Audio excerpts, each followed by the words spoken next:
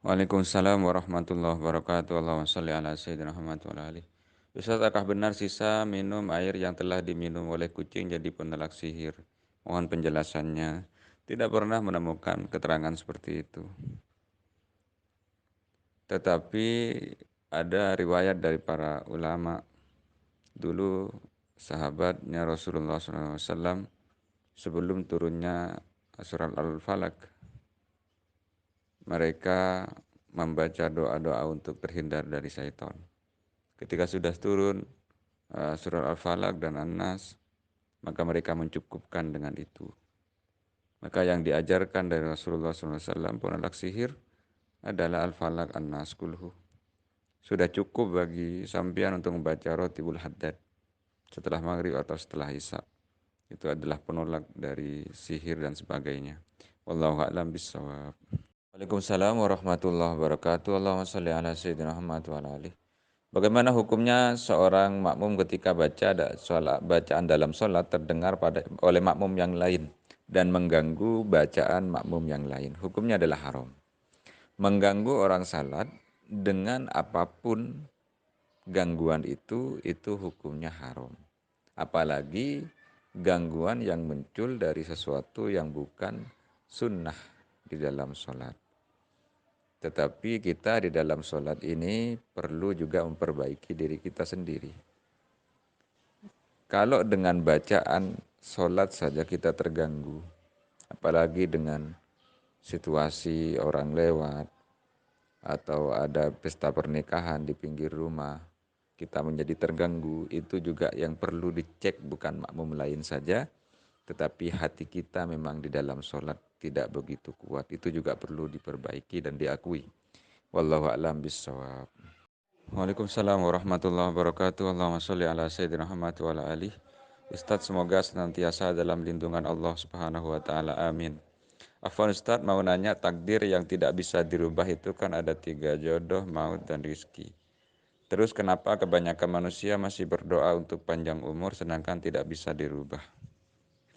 Ulama berbeda pendapat di kitab Sirajut Thalibin karya Syekh Ihsan Az-Jampisi, juz 1, tentang apakah takdir tidak bisa dirubah. Ternyata menurut pendapat yang paling unggul di antara para ulama itu bisa dirubah. Yang pertama dalilnya yamhullahu ma yasha wa yusbit.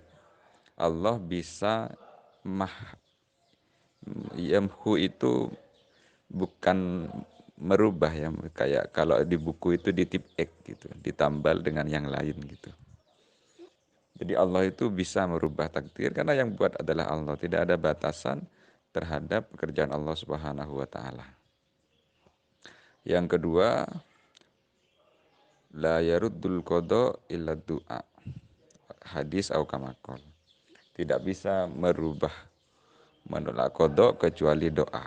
Itu menunjukkan bahwa doa yang kita panjatkan itu ketika Allah berkehendak maka bisa saja dirubah, tergantung Allah Subhanahu wa taala. Wallahu a'lam bishawab.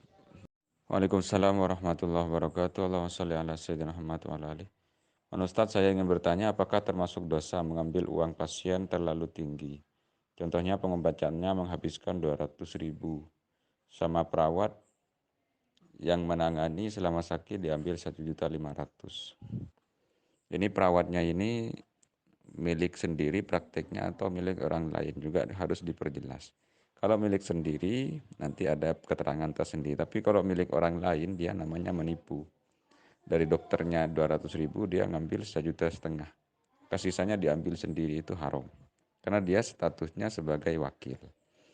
Tapi kalau prakteknya milik sendiri bisa boleh hukumnya, asalkan dengan syarat. Yang pertama, dia tidak berniat menipu. Jadi 200 itu obatnya, selebihnya biaya penanganan seumpamanya, tidak menipu. Dan intinya kalau menjual dengan niat tidak menipu maka hukumnya diperbolehkan. Berbeda kalau dengan cara memang memanfaatkan kedunguan, ketidakmengertian si pasien, maka itu menjadi haram. Yang seterusnya,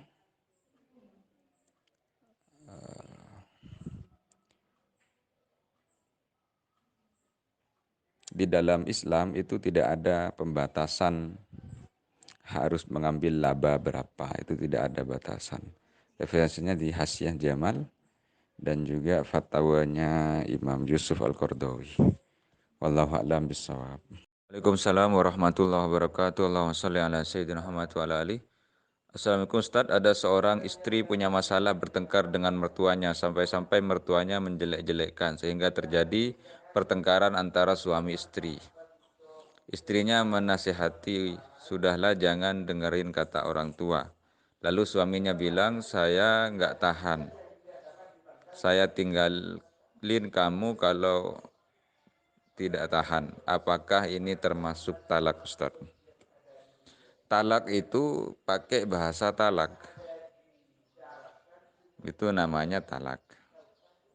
Kalau bahasa tinggalin, meninggalkan, itu maknanya dua. Bisa bermakna talak, meninggalkan maksudnya. Bisa tidak bermakna talak, hanya keluar rumah. Itu juga meninggalkan istri di rumah.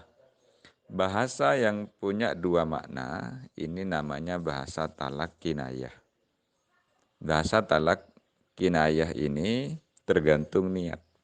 Kalau dia niat talak, maka talak. Kalau tidak niat talak, maka tidak terjadi talak.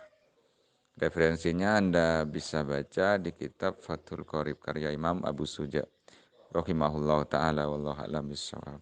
Waalaikumsalam warahmatullahi wabarakatuh. Allahumma shalli ala sayyidina Muhammad wa ala alihi. Bagaimana hukumnya seorang perempuan yang sedang haid yang mengajari anaknya membaca qiraati? Hukumnya diperbolehkan. Di dalam kitab Syarah Safina disebutkan bahwa perempuan itu tidak diperbolehkan membaca Al-Quran dengan niat Al-Quran. Kalau niatnya selain Al-Quran, niat berzikir atau niat mengajari, maka hukumnya diperbolehkan. Tapi kalau menurut Imam Nawawi, bahkan niat baca Al-Quran saja itu diperbolehkan. Seperti di kitab Fathul Mu'in.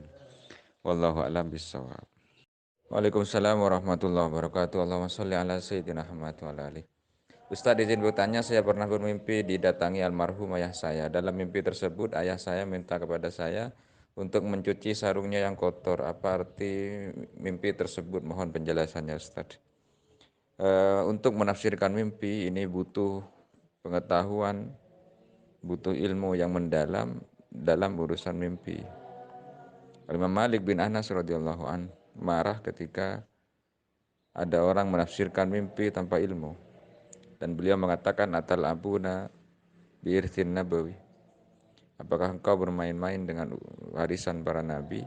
Karena tidak tersisa dari kenabian kecuali mimpi yang baik. Maka menafsirkan mimpi ini butuh pemahaman yang berbeda dan saya bukan ahli di bidang menafsirkan mimpi.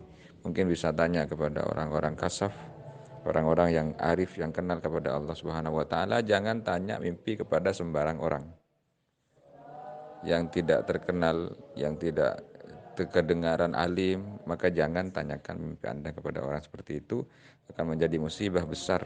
Engkau masuk sebagian dari orang yang bermain-main dengan apa yang diwariskan oleh para nabi. Wallahu a'lam bishawab. Waalaikumsalam warahmatullahi wabarakatuh. Allahumma shalli ala sayyidina Muhammad wa ala alihi.